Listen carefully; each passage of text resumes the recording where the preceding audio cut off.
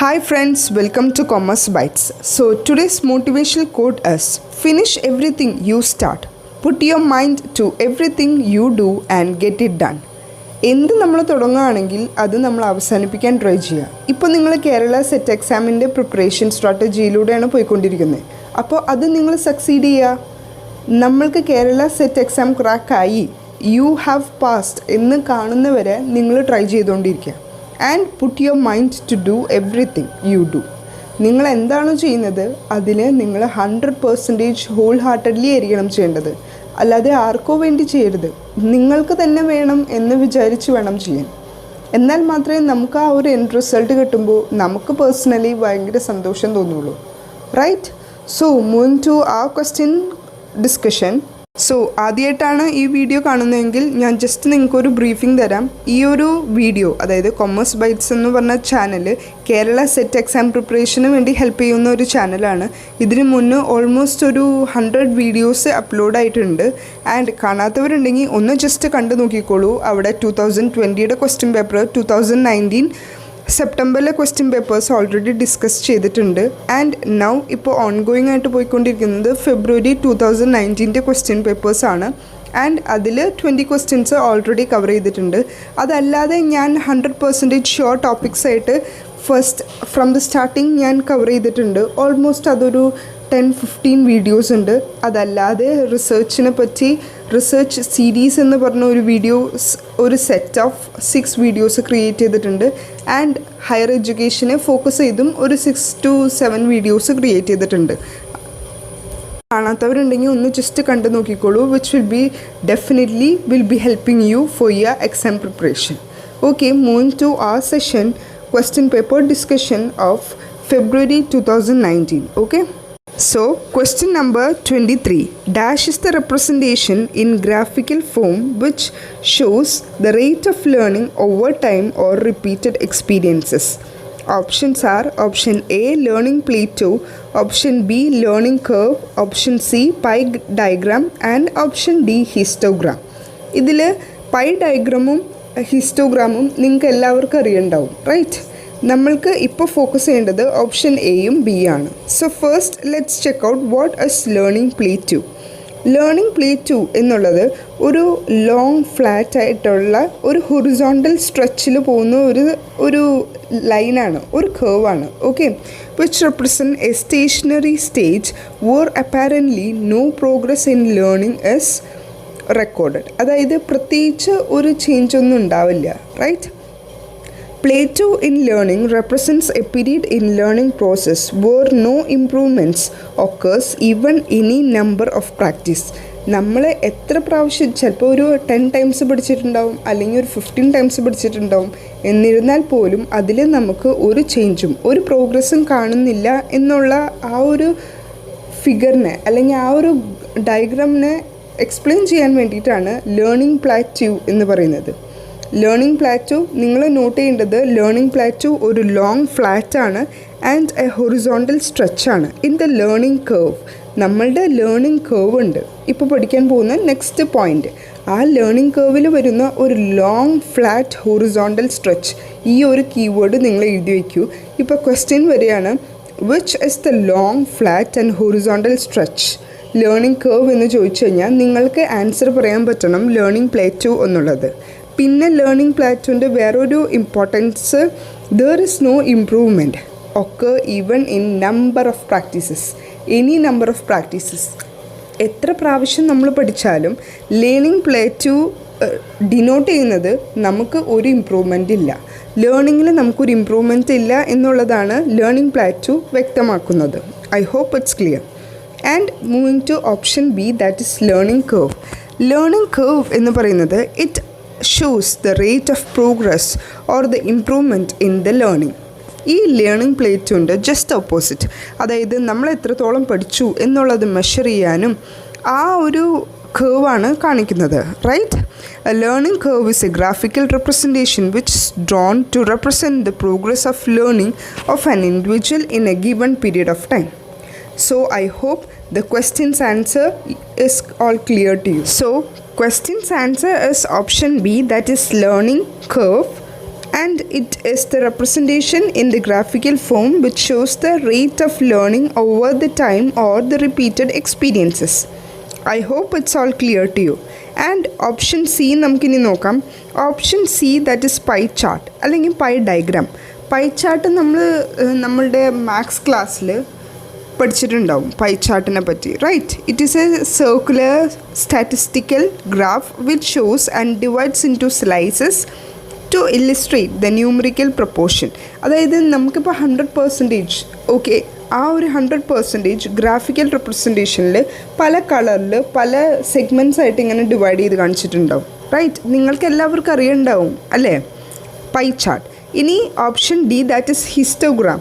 Histogram is a graphical display of data using bars of different heights. അതായത് നമ്മൾ bar diagrams പഠിച്ചിട്ടുണ്ട്. Bar ഡയഗ്രാംസിൽ എങ്ങനെയാണെന്ന് വെച്ച് കഴിഞ്ഞാൽ ഓരോ ബാറും തമ്മിൽ ഒരു ഗ്യാപ്പ് ഉണ്ടാവും, ഒരു ഇൻ്റർവെൽസ് ഉണ്ടാവും, റൈറ്റ്?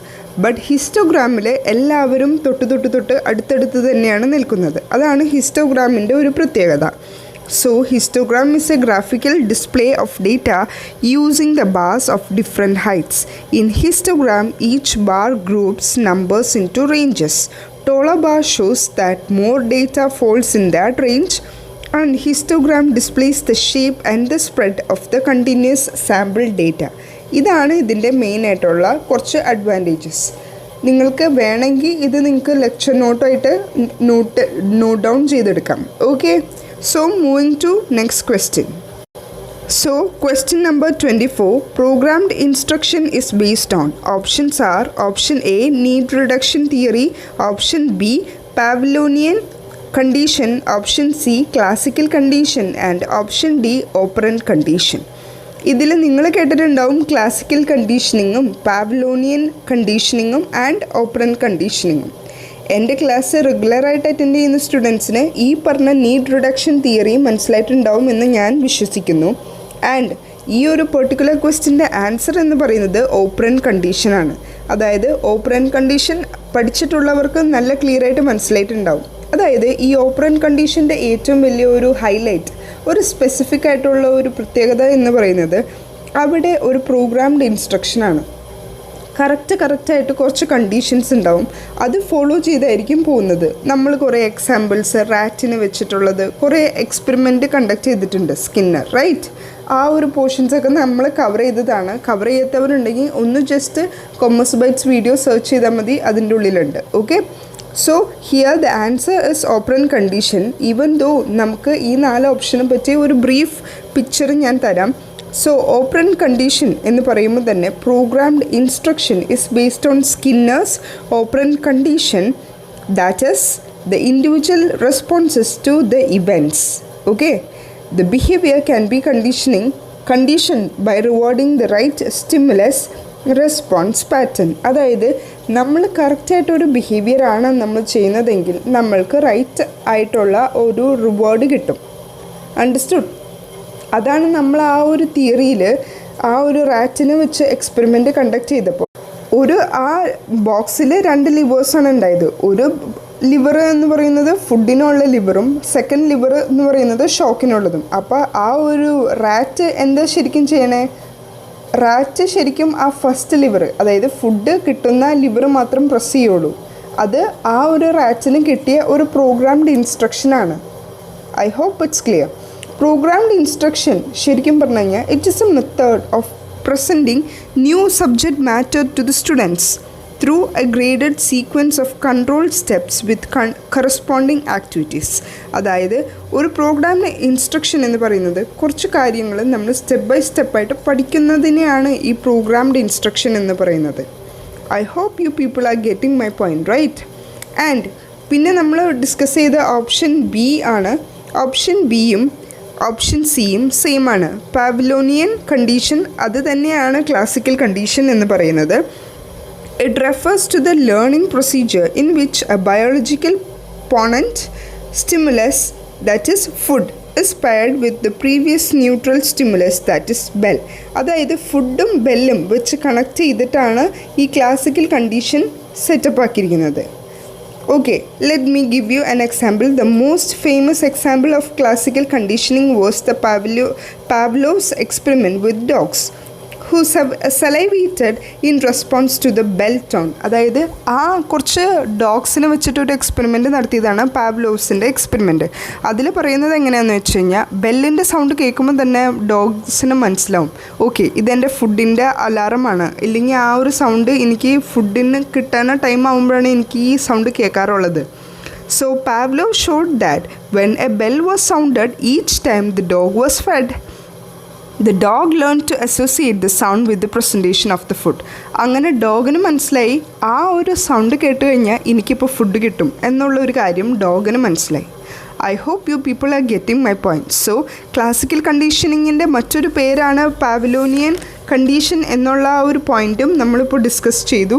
അതുപോലെ തന്നെ it is also known as respondent condition. പിന്നെ നമ്മൾ ഫേമസ് ആയിട്ടൊരു എക്സാമ്പിൾ പാവ്ലോവ്സ് എക്സ്പെരിമെൻറ്റ്സ് വിത്ത് ഡോഗ് എന്നുള്ള കാര്യവും നമ്മൾ പറഞ്ഞു. അതായത് ഡോഗ്സിന് ബെൽ ടോൺ കേൾക്കുമ്പോൾ തന്നെ മനസ്സിലാവും, ഓക്കെ ഇപ്പോൾ എൻ്റെ ഫുഡിൻ്റെ ടൈം എന്ന് ആ ഡോഗ്സിന് മനസ്സിലാവും എന്നുള്ളൊരു കാര്യം കൂടെ നമ്മളിപ്പോൾ ഡിസ്കസ് ചെയ്തു. ആൻഡ് നിങ്ങളൊരു കാര്യം ശ്രദ്ധിക്കേണ്ടത്, ക്ലാസിക്കൽ കണ്ടീഷനിങ്ങിന് 3 സ്റ്റേജസാണ് ഉള്ളത്. First one before acquisition, second stage acquisition, and the third stage is after acquisition. I hope you people are getting my point, right? So Pavlov found that the association to be made, the two stimuli has to be presented close together in time. Okay, നമ്മളിപ്പോൾ ആ ബെല്ലും ആ ഫുഡും കൂടെ just connect ചെയ്തില്ലേ, ആ ഒരു സംഭവം ആൾ explain ചെയ്തു എന്നാണ് പറയുന്നത്. And the next one we have discussed, and the last option was operant condition, right? Operant കണ്ടീഷനിൽ ഞാൻ എന്താ പറഞ്ഞത്, സ്കിന്നർ തിയറിയാണ് ഓപ്പറൻറ്റ് കണ്ടീഷൻ എന്ന് പറയുന്നത്. So the theory of BF Skinner എന്ന് പറയുമ്പോൾ തന്നെ നിങ്ങളുടെ മൈൻഡിലേക്ക് ആദ്യം വരേണ്ടത് ഓപ്പറൻറ്റ് കണ്ടീഷനാണ്.